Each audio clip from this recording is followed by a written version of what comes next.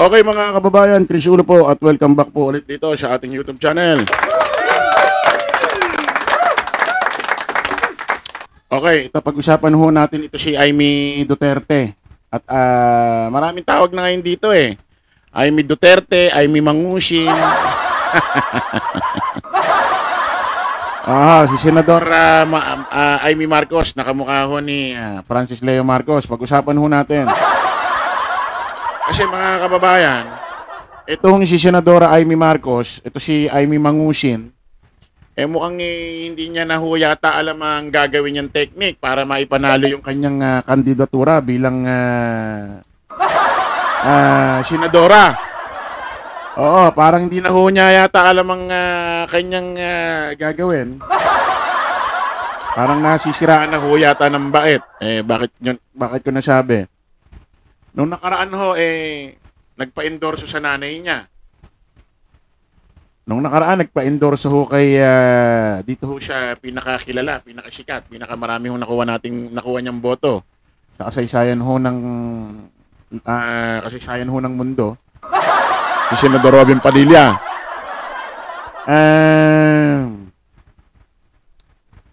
Nagpa-endorso rin ho rito kay VP Inday Sara Duterte.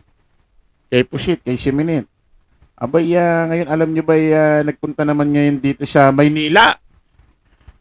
Isiniksik naman yung sarili rito kay Isko Moreno. Naloko na. Ha? Ngayon ka pa sumiksik dyan. Ha? Nako. Ngayon ka pa sumiksik dyan, mukhang mananalo na talaga dyan, si Mayor Hani Lacuna. Tapos, dumagdag ka pa dyan, abay baka lalong matalo si Isko Moreno dahil maraming may ayaw sa'yo dyan.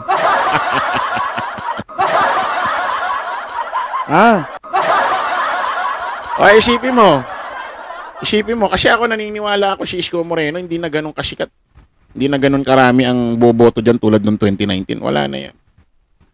Sigurado ang mananalo na dyan si Mayor Hani Lacuna kasi marami nang nauntog marami nang nagising sa katotohanan. Kumbaga, nakita nila ang bagong liwanag. Siguro sabi nila, parang na-realize natin parang si Mayor Hani Lacuna talaga ang dapat maupo. Dapat talagang magtuloy ng kanyang administrasyon. Dumayo pa si Amy dyan. Nako, naloko na. Parang ang mangyayari dyan, mas lalong mababawasan ng boto ni Isko Moreno dyan kasi maraming taga-suporta si Pangulong Bongbong dyan sa Maynila marami na nga na-disappoint kay Isko Moreno kay Cookie ni Mocha dahil didisit yun. Tumagdag ka pa Amy Marcos. Pinost ni Senator Amy Marcos pati sa Pandakan. Ramdam na ramdam natin ang init ng pagmamahal at suporta ng Manileño. Wow, Ramdam na ramdam niya raw yung init at pagmamahal ng mga Manileño. Wow. Maraming salamat, Team Yorme, Yorme's Choice, sa inyong imbitasyon at pagtulong. Mabuhay ang Maynila. Ayan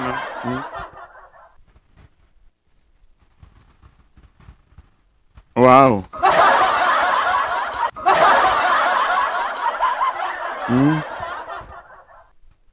Butik parang ano lang Ton.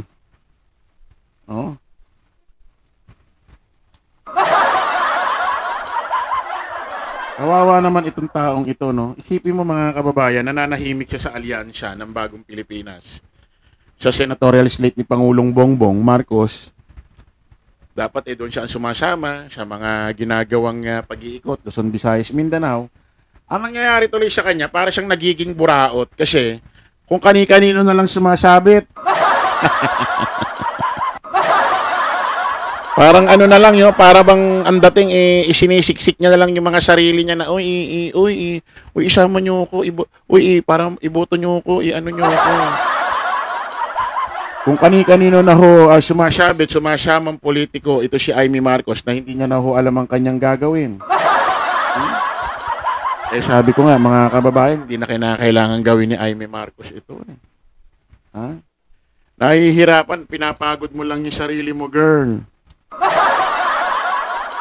Ipagtanggol mo lang si Pangulong Bongbong Marcos, dapat nga, hindi na namin inuutos ito Matik na dapat yan dahil kapatid mo Ipagtanggol mo lang si Pangulong Bongbong Marcos, pamilya ni Pangulong Bongbong Marcos, ipagtanggol mo lang sa pamilya Duterte. Hindi naman namin sinasabing awayin mo ang Duterte. Ipamukha mo lang sa kanila na, wag naman kayo magsalita ng ganyan sa ating presidente, sa aking kapatid. Nasasabihin nyo, bangag, adik. Sasabihin nyo, ganito, ganyan, minumura ninyo. Hindi na, pagka ganun ba, inaaway mo na ang Duterte. Natural naman, pagtanggol mo yan, kapatid mo. Doon lang Gawin mo lang yan, boboto ka na namin. Boboto ka na ng mga supporter. Ni Pangulong Bongbong Marcos, boboto ka na ng mga loyalista. Yan lang ang gawin mo, okay na di ba?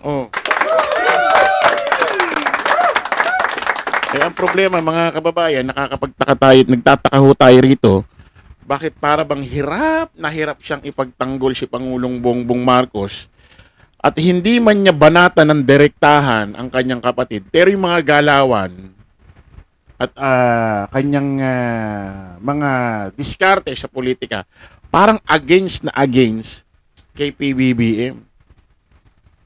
Kaya nga may mga nagsasabi mukhang totoo talaga yung chismis na hindi yata talaga hindi yata talaga anak ni Ferdinand Marcos Sr. ito. Anak daw ito ng Lacson, yung dating mayor ng Maynila. Yung Lacson daw na yun, anti-Marcos yun. Kung talagang tatay niya yun, at anti-Marcos yun, kaya siguro ganyan ugali niya, anti-PBBM siya. Kasi kung totoong tatay niya yun, ibig sabihin, wala siyang dugong Marcos. Kasi hindi naman Marcos si Imelda Wala naman siyang dugong Marcos Although Marcos ang apelido niya dahil asawa niya si Pangulong Ferdinand Marcos Sr. Kaya gamit yung apelido. Pero yung dugo mismong Marcos, wala. Kasi asawa yun Hindi naman sila magkamag-anak Di ba? So, ibig sabihin, kung totoo ang chismis na ang totoong tatay ni Amy Marcos, yung Lacson, walang dugong Marcos ito. Although bit-bit niya yung apelido na Marcos, walang dugong Marcos ito. Yung tatay daw niya, kung sakaling totoo, anti-Marcos. Kaya siguro anti-PBBM ito. May nananalaytay sa kanyang dugo na anti-Marcos.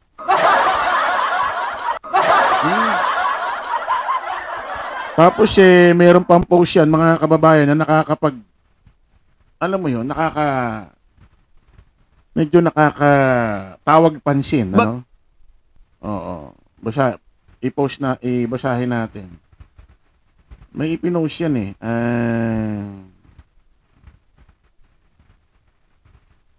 binura yata. Balita ay patuloy. Teka lang binura yata niya, mga kababayan. Dinilit yata. May pinost yan, mga kababayan. Oo, dinilit yata. Bakit niya dinilit? Wala na rito sa social media account niya. Pero na ano yata yan na nandito yata siya.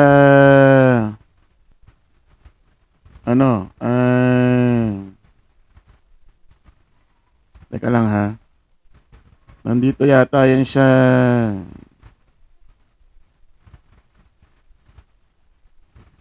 Sa aming GC.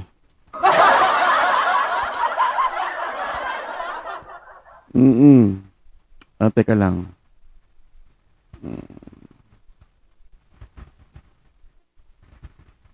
May pinost yan, mga kababayan. Ano naman na yun akalat na yun. Di ko lang yata na i-save. May post siya na ang sabi, ngayon ang luksa, bukas ang puksa. Putik. Ano daw? Wala na Wala na yung dinilit yata sa kanyang social media platform. Okay mga kababayan, kita-kita ulit tayo sa panibagong live, panibagong vlog. Pala po pasamantala ang inyong lingkod, Dos Chris Ulo. Lagi natin tatandaan, don't follow the majority, follow the right way. Maraming salamat, kita-kits po tayo ulit. Bye-bye po.